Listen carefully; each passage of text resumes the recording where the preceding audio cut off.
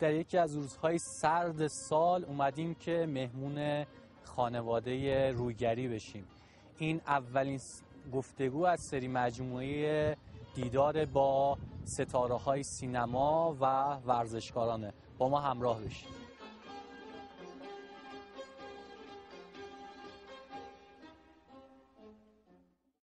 میخوایم ببینیم که رضا رویگری بره تو اون هزار تو خاطراتش و از علاقش به فوتبال برامون بگه و اینکه چطور یه پرسپولیسی دو آتیشه شده. والا من خب از اکثر که نشون دادم 4 سال اینجورا بود، چون تو باغمون استخر و حوض و اینا زیاد بود. بابا من بعد از 14 سال نظر و نیاز و اینا خدا ما رو بهش داده بود که امام رضا به خوابش اومده ولی ماجرا داره. برای اینکه ما یه بچه رو دست نده 4 سالگی به ما شنا یاد داد. قشنگ یادم مینداخت تو آب و یه طناب میبست میکشید منو، یا جارو رو مینداخت اینجوری جارو رو میکشیدم. همین ماجرا شنا یاد گرفتم. بعد توی برهه‌ای توی مقاطع قهرمان 200 متر قورباغه بودم تو ایران دیگه. شنا و کوه شمرون هم که بغل دستمون این بز میرفتیم از این کوه بالا و کفترها ممزر سالن که بغل دستمون بود، بعضیش اضافه بود، خوراک میشد و سرمون میذاشتیم میرفتیم تو تنگه اسارک اونجا میشستیم میخوردیم و سر کوله هم میزدیم. خیلی با نشاط و چیز. آب برف خورد و من عکس دارم که اینقدر برف تو شمرون رو زمینه، من تو آبم تو استخر بودم.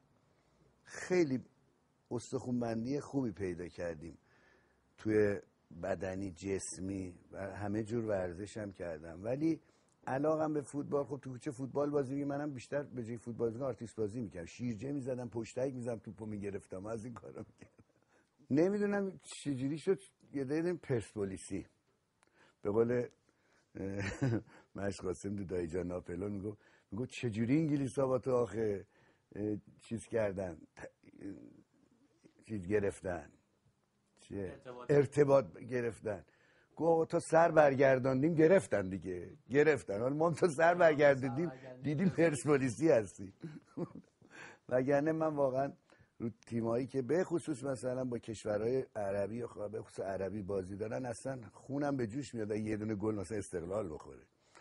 تعصبی نیستم، ولی خب حالا پرسپولیس هم تیمیه که تیم اول ماست، دوستش دارم.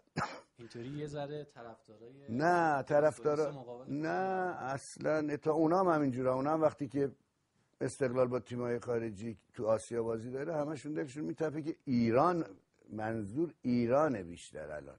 یعنی من فکر نمی‌کنم یه دونه استقلالی دلش با پرسپولیس با یه تو آسیا بخواد مسابقه بده بعد مثلا کشور مثلا فلان عربه ببره تا کشور. هیچ کدوم هیچ کسی اینو نمیخواد. همه مطمئنا دلشون میتپه برای اون تیمی که مال ایرانه.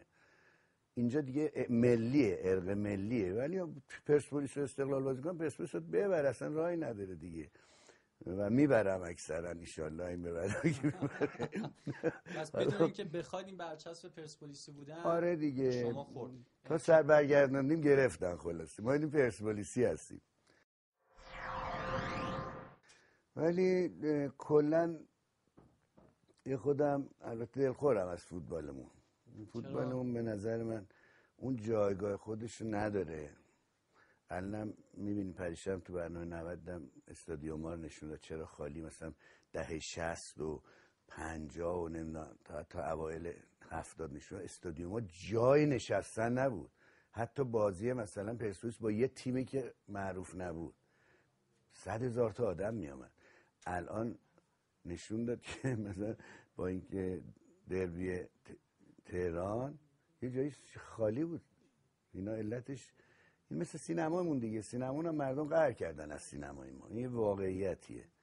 برای اینکه مردم خیلی دلشون میخواد که اون چیزی رو که تصویب میشه و به عنوان فیلم قبول میشه بیاد اکران برن ببینن.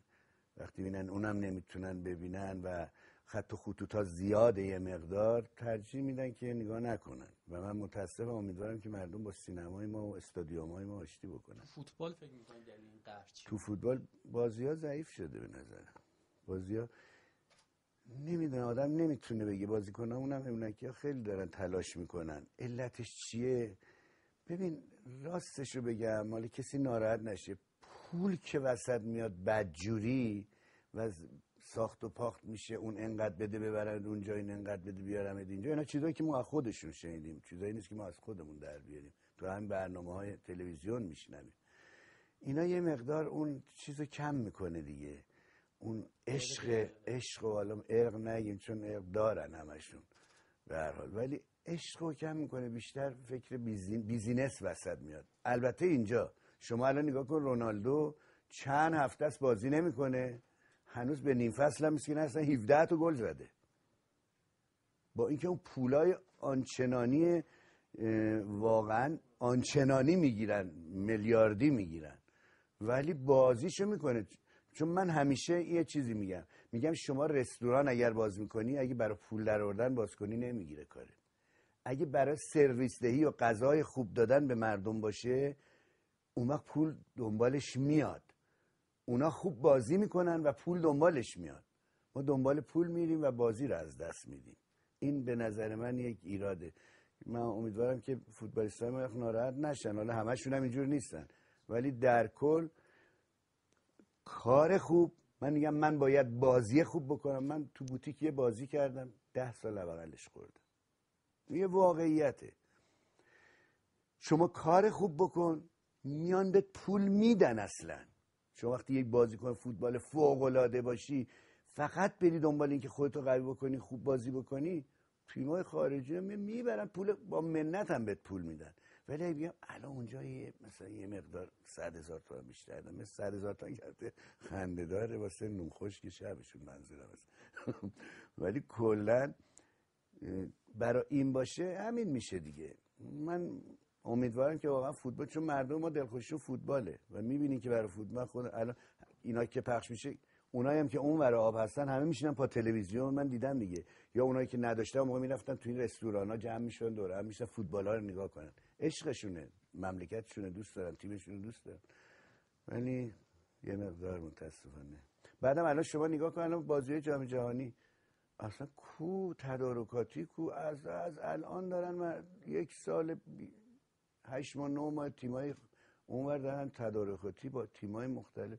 ما فکر نمی‌کنم، من اون شب که حفاشیان که آب پاکی ریختن گفتن که ما پول اونچه نداریم به اون تیمای اون فرمی بدیم بیان. حالا نمیدونم شاید از بنگلادش اینا ان شاءالله بتونیم کسایی دعوت کنیم.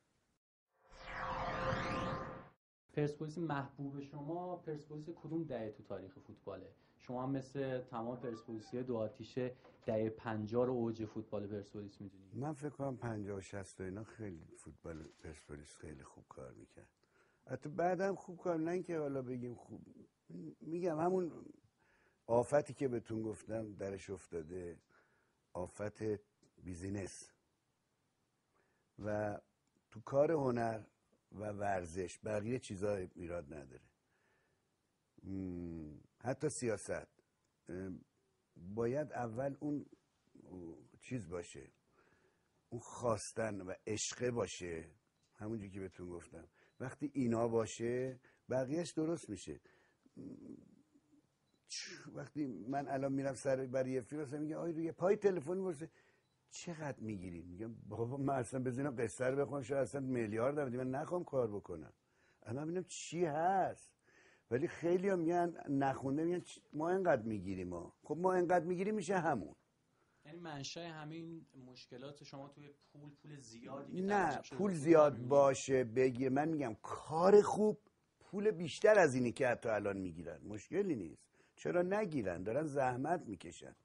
ولی هدف اصلیشون اون چیزی که توی این وجود و چیزشونه، اول باید عشق به بازی باشه، عشق به باشگاه، ملیت و عشق به مردم باشه.